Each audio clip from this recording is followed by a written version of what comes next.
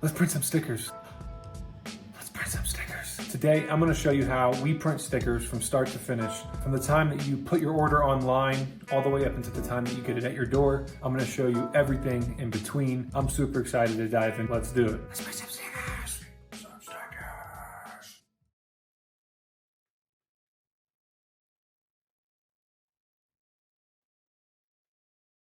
Let's print some stickers. So, first thing that I do is I name the file. So in this case, our company is called the Milky Way Milkshake Bar. And this is actually separate. Sticker. And then I'll specify what kind of sticker. So this is a die cut sticker. In this case, 5 inches by 5 inches is the canvas. The sticker is going to be 3 inches. CMYK is the color. 300 DPI for high quality. I'm going to go ahead and hit create here. Next up, we're going to drag our logo in. Normally, the logo would be on the website and I would download it from there. In this instance, let's pretend that I've already downloaded the logo. Here's the logo. So let's drag it in. Wow, that's pretty big.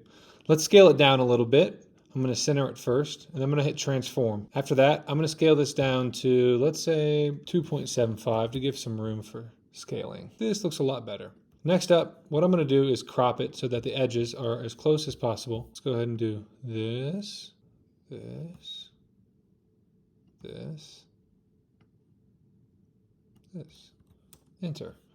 All right, now let's go ahead and click it. I'm going to hit Command C and then Command Shift V to paste an identical version on top. Okay. So that way we have 2 copies, one on top of the other. That way I can hit this button here. Image trace. Now, before you hit the button, go ahead and hit the arrow. Go down and hit silhouettes. What that does is it basically traces the entire logo. It's not always perfect, but it gives us an idea. As you can see here, it missed a little bit of this. So let's go up here and hit the advanced options. They'll pop up down here. I'm going to bump this up to 240 to see if that will pick it up. Perfect. All I did was increase the threshold to 240 from 230 and it increased the threshold. So next up, what we're going to do is make this editable. To do that, you need to hit this expand button right here.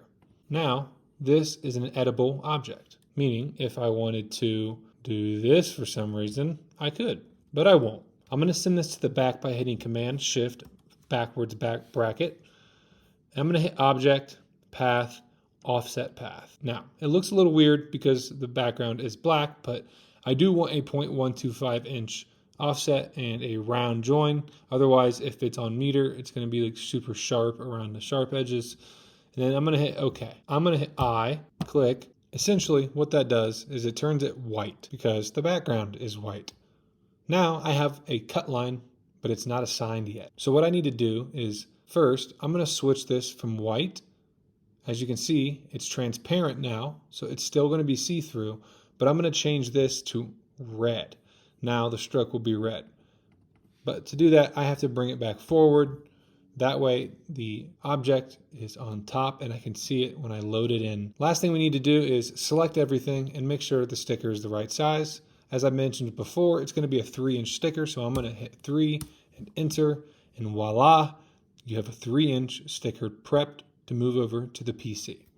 So I'm going to save this. And from there, I'm going to move over to my PC and record what I do there. Okay, so now that I have saved the file onto my Dropbox, it should be opening up on here. So I'm going to hit Control-O to open up on Flexi Design. And I'm going to go back to Customer Mockups example. That's where it's at. And as you can see in here, I do have the AI file that I named Die Cut. So I'm going to double click that and open it up. All right, so now you can see here in this software, we have the logo with the cut line, and the cut line is separate here than the actual image.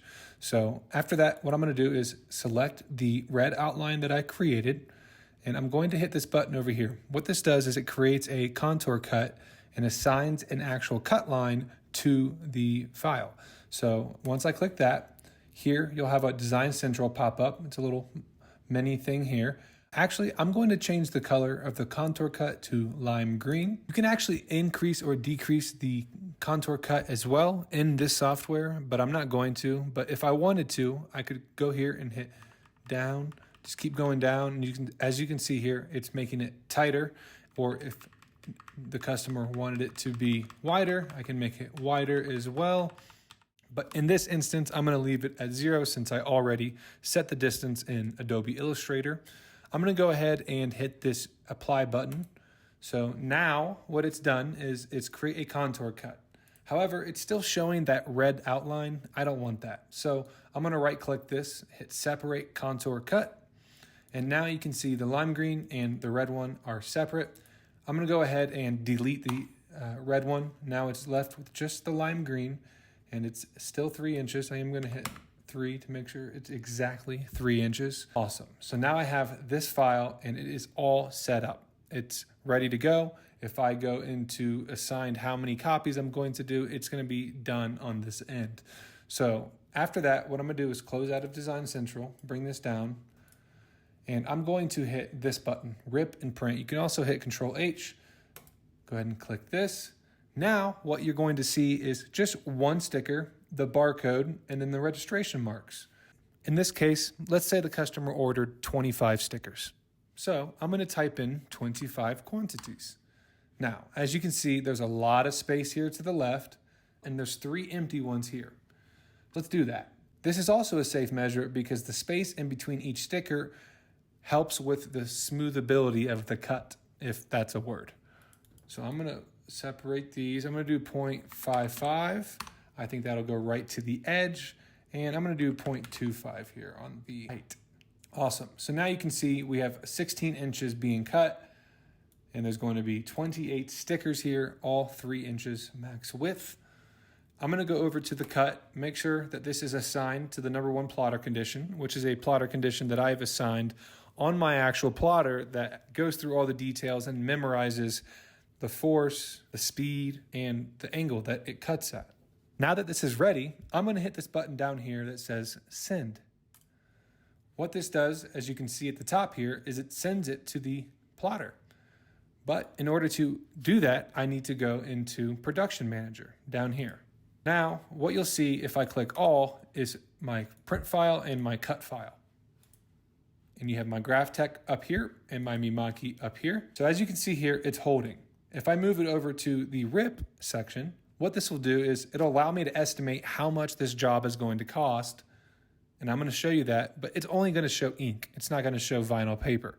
I have a separate calculator for that. So if I hit estimate and then estimate again, it's going to process, takes about 5 seconds, and then boom. This job is going to cost 8 cents total in ink. Now, before I send it to the printer to start the print job, I want to get the printer and the plotter ready, so join me to get the printer ready. All right, guys, now that we have the print file set up, let's go over to the printer and get everything ready on the actual machine itself.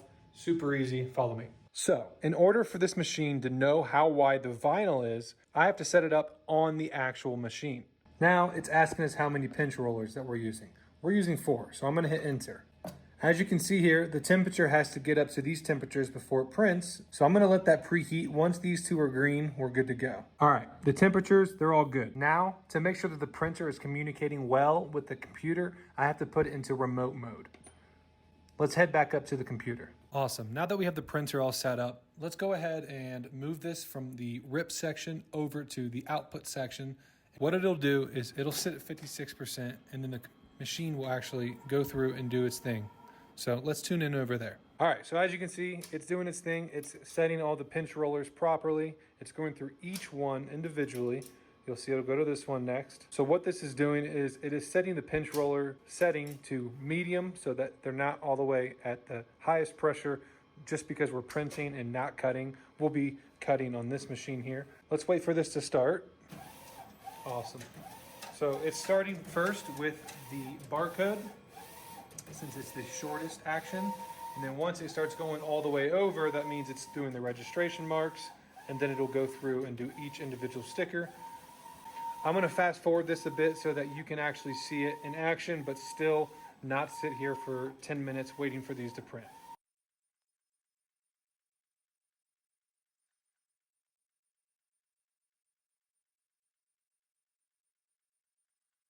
All right, doing a small check in here. So you can see here, These look awesome, and these aren't even laminated yet. So once we get into the lamination process, they're gonna look even better, but right away, the print looks so good. Yeah, I love the colors on this. This turned out better. I was gonna make this the Milky Way part black, but I was afraid it was gonna pop too much.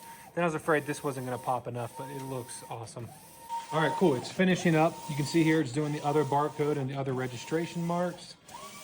And boom, this job is done being printed. So what this will do is it'll cut it right here at this point. You don't want to get your finger stuck in there. Awesome. I'm gonna move this over to my bench.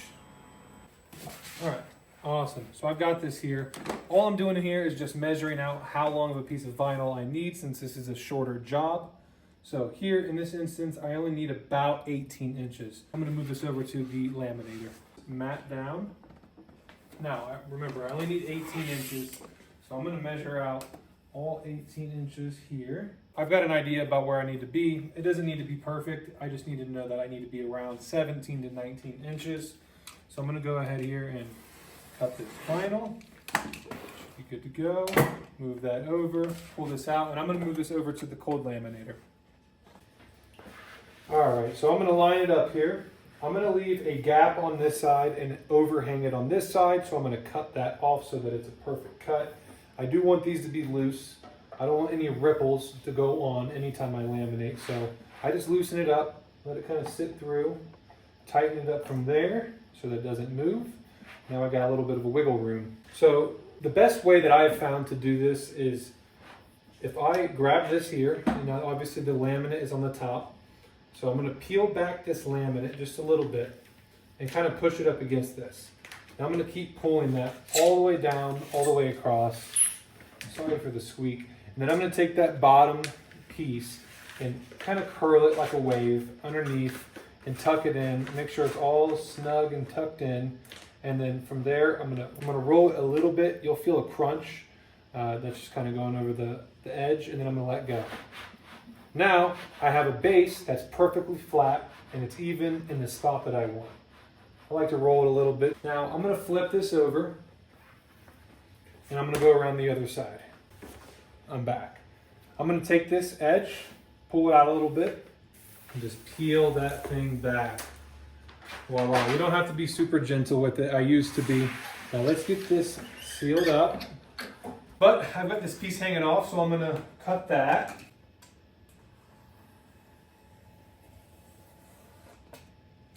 All right, so now I'm going to feed this entire sheet into our plotter, and I'm gonna use the plotter feature to detect the width of this piece of vinyl as well, just like I did with the printer. Once it's done doing that, I'm going to roll the detector up to the barcode. That way it can detect which job it's doing. And as you can see here, it is detecting the barcode. It's gonna go to each registration mark at the top right, the bottom right, then it's gonna go over to the bottom left and then the top left. And then after that, it's gonna come back and it's gonna start cutting. I'm gonna fast forward the cutting so you can see a few of them.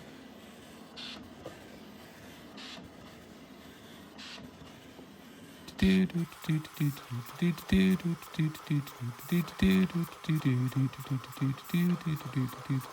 we're back. Awesome. So it just got done cutting all of these. Let's jump over to my favorite part. Now we do one of my favorite parts, and that's pop them out. Ba-da. Ba-da.